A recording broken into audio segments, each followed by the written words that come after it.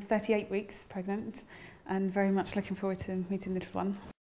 Being a first-time mum, I've obviously read so many books that say, well, you have to feed on demand, and you've got others that say, no, you have to have a routine, and 2 to 3 hours, what is it? I mean, my husband and I have tried to get her into some sort of routine, if I can call it that, where we actually feed her first, and then we change her, and then once she's clean and happy, pop her back on again, onto the same breast, actually. I was just going to ask, so it's the same? Well, I didn't know really at the beginning, and then I just sort of took the advice that probably best if you can go back on the same one, because sort of hind milk, the milk that comes through later is thicker and creamier, and creamier. Helps them put weight on, it helps them to settle for longer between feeds. And you only feed her on one side then? No, so I actually...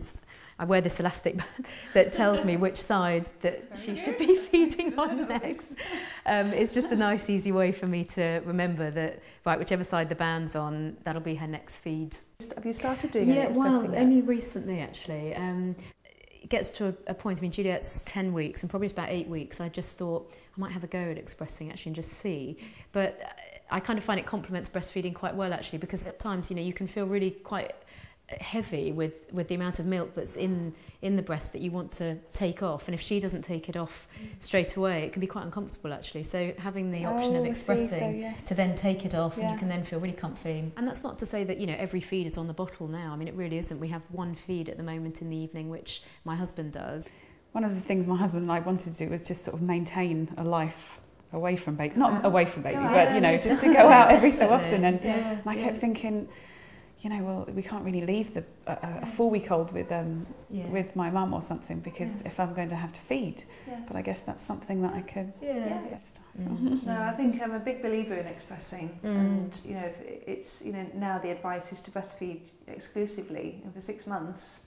You know, so I really do feel that if you can express and give your baby, you know, your milk in a bottle, then hopefully that will encourage mums to, you know, to keep giving baby their milk for longer. As a new mum, should you be drinking more milk to be able to produce more milk? It was one of those myths that, you know, you think... I'm sure my mum said this to me. Drink lots and lots of milk. I don't know. I mean, is it one of these ones we shouldn't listen to? I think these days, I think we definitely sort of think that that's a little bit of a myth. It's important that you keep hydrated and that you drink to your thirst. You know, most mothers are thirsty. And actually, I was going to say, I'm now way more dehydrated than I've ever been, and through the night as well. I always have to have at least a litre or 2 by my bed.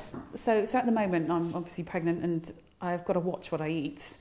What about now? Does it affect the breast milk at all? They say that breastfed babies are actually more adventurous in their taste, because if mum does eat, you know, strongly flavoured foods, it actually affects the taste of the milk. And it does. And that when a breastfed baby goes onto solids, it almost, you know, can make them that little bit more accepting, you know, of tastier foods. And you heard about the green poo myth?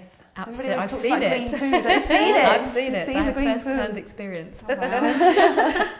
I've always heard, and again, it might just be a myth, but that green poo indicates that the baby's dehydrated. Right. A common one that I hear is that it means that baby's not feeding enough as well. Yeah. In most cases, it's perfectly normal. But look at the big picture. Yeah. And is baby generally okay? You know, rather than focusing just on the colour of the food. Shireen, you'll get used to this. You spend half your life talking about food. Oh wow! The contents of your baby's nappies. Yeah. Here's little Juliet. She's just had a feed with me. Did really well. Sort of during the day, she's feeding pretty much every sort of 2.5 to 3 hours, really. And the one thing I am trying is just to really fill her up during the day, which has sort of been working. I mean, she's a good feeder. She's certainly a hungry little thing, and as these cheeks will show. But I do try, particularly at night, to keep the lights low, and often she will just drift off.